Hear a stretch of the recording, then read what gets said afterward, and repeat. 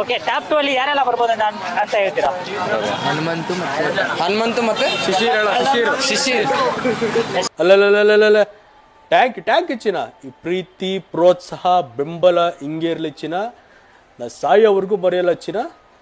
Thank you ಚಿನ್ನ. Thank you ಬಲ ಬಲೆ. ಓಕೆ, ಈ ಸೀಸನ್ ಅಲ್ಲಿ ಬಕೆಟ್ ಅಂದ್ರೆ ಯಾರಂತೀರಾ? ಸನ್ನಿ ಲಿಯೋನ್. ಈ ಕಿವಿಲಿ ಗುಗ್ಗೆ ಪಗ್ಗೆ ಇದ್ರೆ ನೀಟಾಗಿ ಕೇಳೋದೇ ಇಲ್ಲ. ಏನಂದೆ, ಇನ್ನೊಂದ್ಸಲ ಹೇಳು. ಸನ್ನಿ ಲಿಯೋನ್. ಸನ್ನಿ ಲಿಯೋನ್ ಫೋಟೋ ನೋಡೋದ್ ಬಿಡು, ಅವಾಗ್ಲಾರು ಅಮ್ಮಿ ಬಚ್ಚಿಟ್ಟ ಕರೆಕ್ಟ್. ಓಕೆ, ಈ ಸೀಸನ್ ಊಸರವಳ್ಳಿ ಇವೆಲ್ಲ ಮಾಮೂಲು. ಕಂಟ್ರೋಲ್.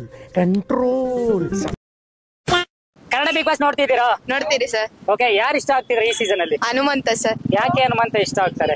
ಅವ್ನ್ ಚೆನ್ನಾಗ್ ಆಡ್ತಾನೆ, ಪಕ್ಕಾ ಸೈಕ್ ಮಾಡ್ತಾ ಇರ್ತಾನೆ ಎಲ್ಲಾರ್ಗು.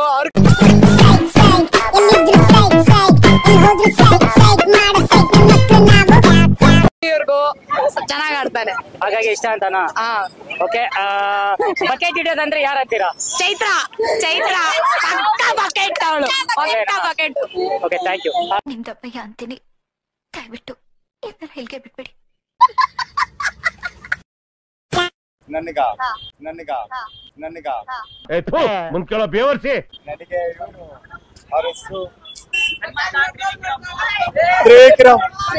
ನನಗೆ ಎಷ್ಟು ಚೀಪ್ ಅನಿಸ್ಬಿಡ್ತು ಅಂದ್ರೆ, ಥೋ ನಿಮ್ಮ ಈ ತರದೆಲ್ಲ ಇದಾರೆ ಜನ. ಯಾಕಂದ್ರೆ ನೋಡ್ತೀನಿ. ಯಾರು ನಿಮ್ ಫೇವರೇಟ್ ಕಂಟೆಸ್ಟೆಂಟ್? ಹನುಮಂತ. ಬಕೆಟ್ ಯಾರಿಗಿದ್ದಾರೆ ಅನ್ಸುತ್ತೆ? ಸುರೇಶ್.